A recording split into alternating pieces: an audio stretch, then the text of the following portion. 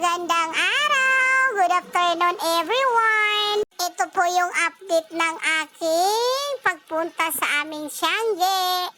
So ayan, nagising po ako ng alas 3 ng umaga and then mga alas 4 po ang aming pagbiyahe. Kasi inihintay po namin yung mga kasama namin dito, mga sisi ko. At ayan, habang naghihintay kami sa aming mga kasama ay naglalambing ako sa aking asawa. I love you, hubby ko. Sana gabayan tayo ni Allah lagi.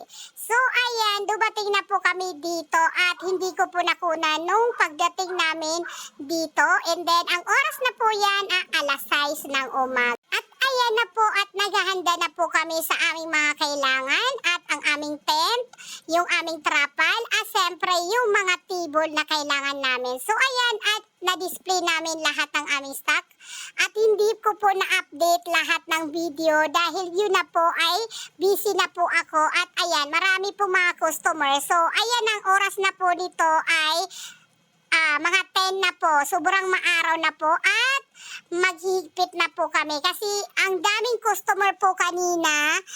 May mga customer kami dyan. Hindi ko po nakunan yung video habang ako'y nagko-customer kasi busy po tayo, diba? So hindi na natin nabigyan ng oras. So ayan, at uuwi na po kami niyan at naghihigpit ako at tinatalian ko ang aking mga sinelas para hindi maghihiwalay po ang kanyang pares. So ayan, at buti na lang at nakagawa tayo ng ating eco-content habang tayo ay nagtitinda. So ayan, at naghigpit na kami. Ayan, tinanggalan namin ang aming mga stock at ang aming mga, ayan, nilalagay namin sa mga sako. So ayan, makikita nyo lahat ng mga kasama namin. Alhamdulillah. So ayan, nasa biyahe na po kami mga sisila. Hindi pa natatapos ang ating mga Tiangge dahil mamayang hapon ng alas 2 ng hapon ay magti-Tiangge ako ulit dahil doon lang po sa aming barangay. So wala pong pahingaang ay sa for deploy nyo mga sisi love. Sipagan po natin dahil kailangan natin sa buhay.